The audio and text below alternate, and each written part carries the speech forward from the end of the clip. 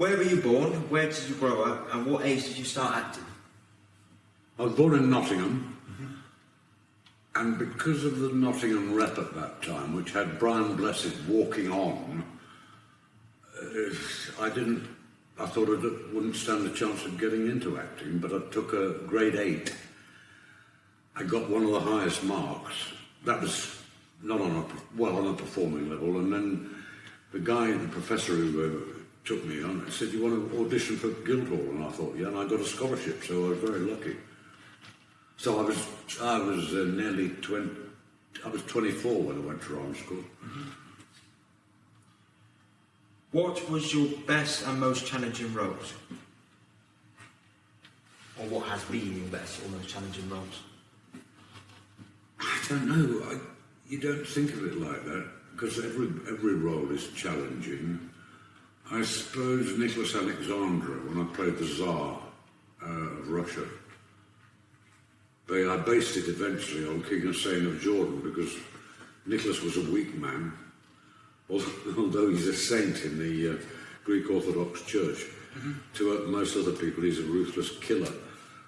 But it depends on the script.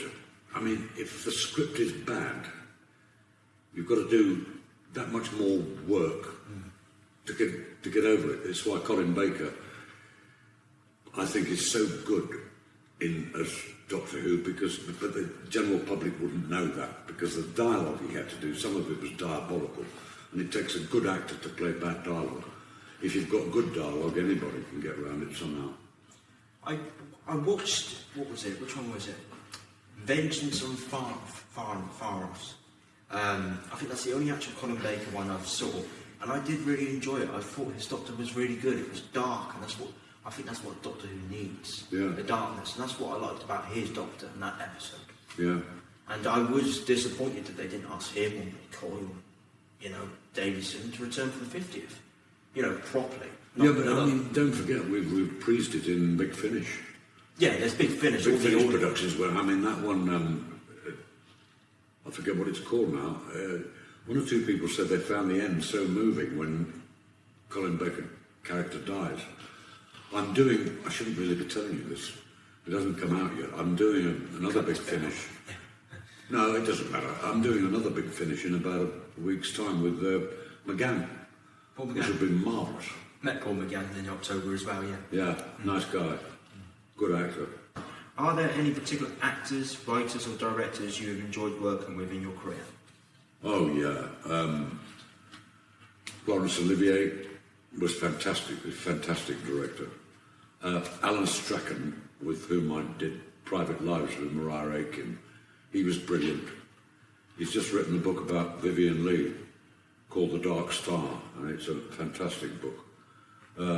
He's one of those people who can do the Times crossword in about 10 minutes.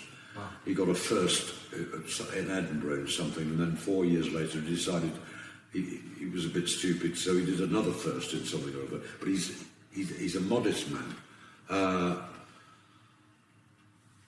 Joan Craft. I played Rochester in Jane Eyre with Soraka Cusack. She was marvellous. Did you say writers? Yeah, directors, writers, producers, Harold Pinter. Anyone in the... Harold Pinter, I was directed by him, and he was a damn good director. And I played a lot of cricket with him as well, which was beside the point. And Tom Stoppard was the wicket-keeper, I remember. Tom Stoppard, no, I've never worked with Tom Stoppard, but I stayed in that house in Bristol when he was working for the Western Daily Press. Me and Patrick Stewart and Gordon Granger were living in this house with Tom Stoppard. And we had a meal one night, and he showed us his booklet, and he said, I've written this sort of little playlet. And we thought, well, yeah, it's very, very clever, but it'll never get anywhere. I then met him at Stratford when he was doing the things for the programme, so he had to interview me. And I said, well, things are going all right. He said, you know that play? I elongated it. It was Rosencrantz and Guildenstern. And but he said, but I've written a book. And when the book was a total failure, and the play, and we'd read it, this little And so I was there.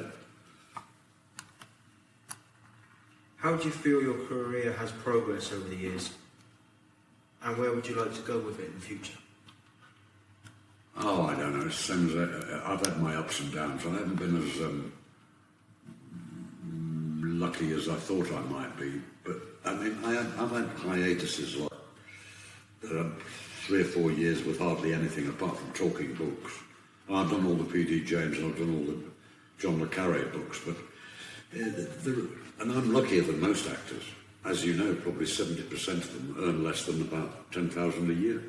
I've been very lucky. And I've worked with some marvellous people.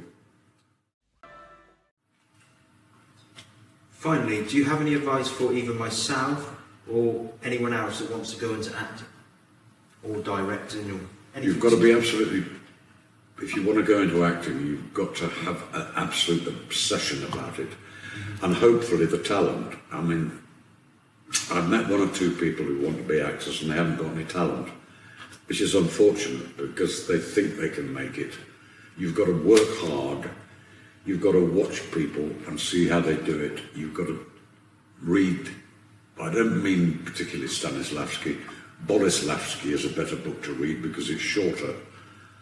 And just work damned hard and it's got to be an absolute compulsion that you've got to do it and stick at it. Yep. Thank you very much for today. Thank you.